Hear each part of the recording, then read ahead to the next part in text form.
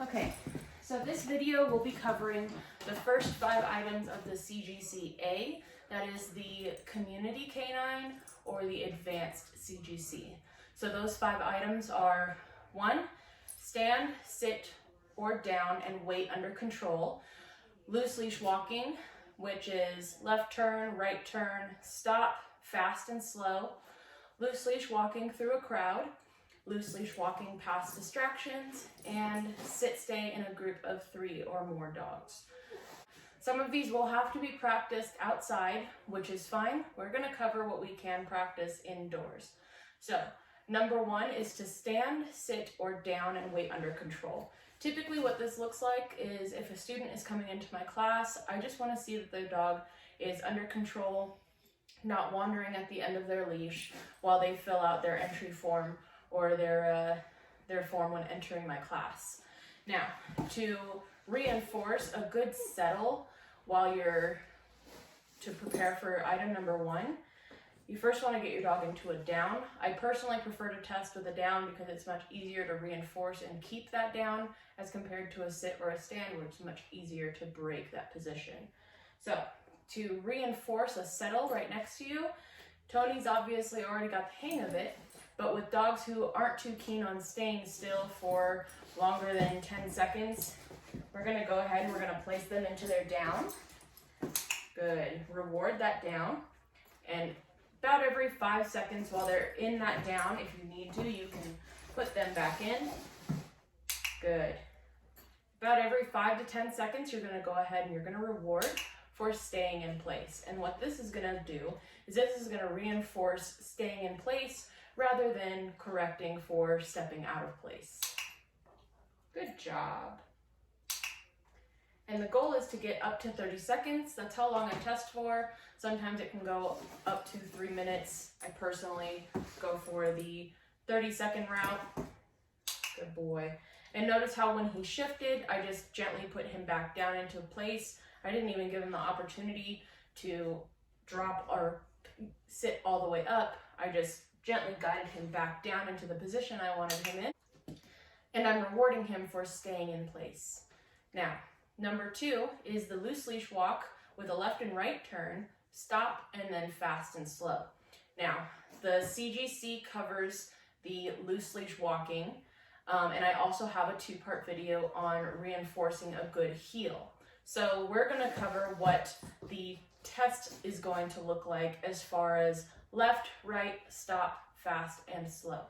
Now, to give an example of what the number 2 item is going to look like when I test, obviously you can't use treats or corrective tools when you're actually taking the test, but it is highly encouraged when training. And like I said, treats can be faded out.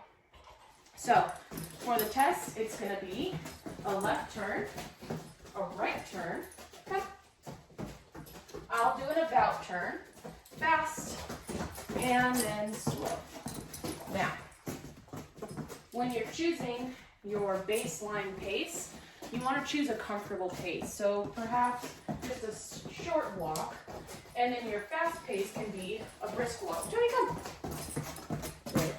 And notice how there really wasn't much leash tension when I corrected him and brought him back to where I wanted him. That's totally acceptable. As long as they're not at the very end of their leash or pulling or trying to get to me or other dogs while they're in the middle of the testing process. The same goes for loose leash walking through a crowd. This was covered in my last CGC video, but while we're on the number 3 item, since this is something that has already been covered, this can be done on a sidewalk, just walking through a busy crowd. Thank you. Walking through a busy crowd or getting 3 people to walk around. But I do need to address that my last video, I was unfortunately misinformed.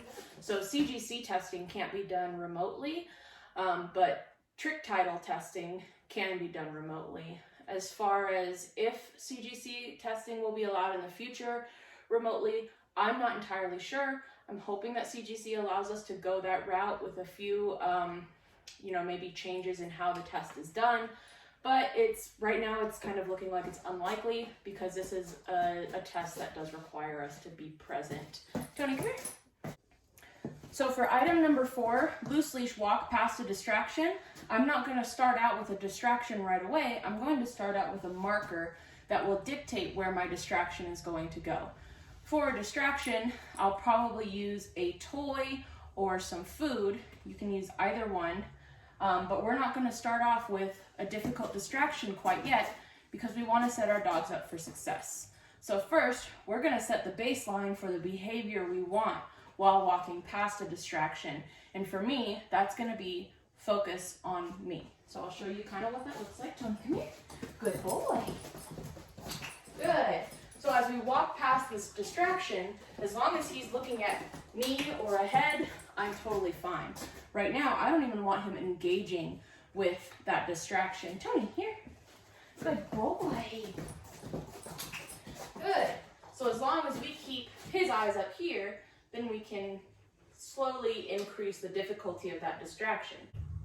All right, so now we've increased the difficulty just a little bit by adding a toy lure where I was initially putting the distraction marker. So now that Tony already knows that he needs to distract or to ignore the marker, we're going to continue that pattern by walking him past with, if you need to, you can use a lure. So if Tony struggles to ignore this toy, I'm going to first increase the distance, and then I'm going to go ahead and make it a little bit easier on him if I need to by introducing the lure, which can be faded out.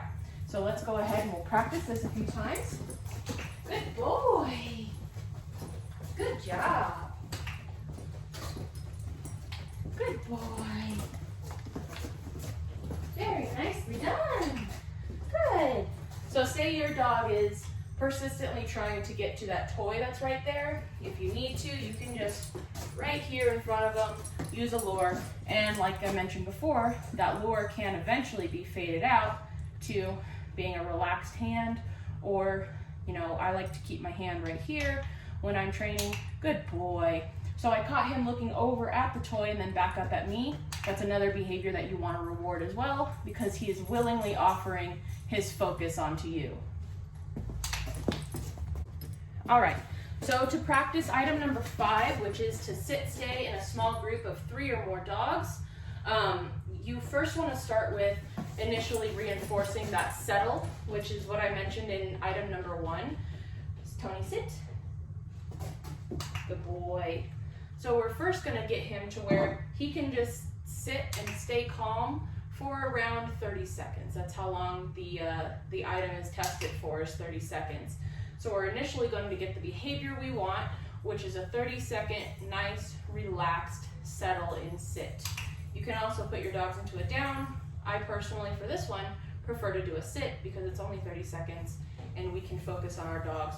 You can tell your dog to leave it when he engages with another dog, as long as there are no corrections involved.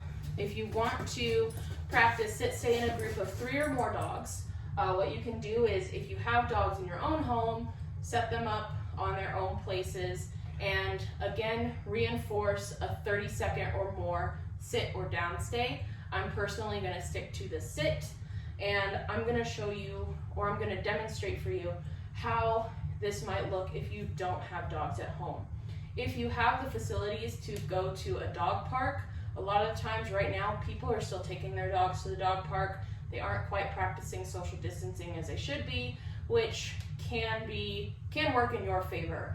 Don't go into the dog park. What I like to do is I like to walk outside of the perimeter of the dog park, but I like to find my dog's limit first. So I'm not going to rush into going right along the fence line if my dog is really excited around other dogs. I'm going to start at maybe 50 yards, and I'm going to get my dog's attention at 50 yards, work with them there, get them into that sit or down stay for 30 seconds, and then slowly decrease my distance from the dog park. And the goal is to have your dog be able to sit or down while you're along the fence line or about 10 feet from the fence line, so you can understand where your dog is as far as reacting to other dogs. Once they get into a ring situation or a testing situation, usually I allow my clients to practice beforehand so that their dog can get comfortable in the new environment and comfortable with the dogs that they're around, because I do like to set my clients up for success.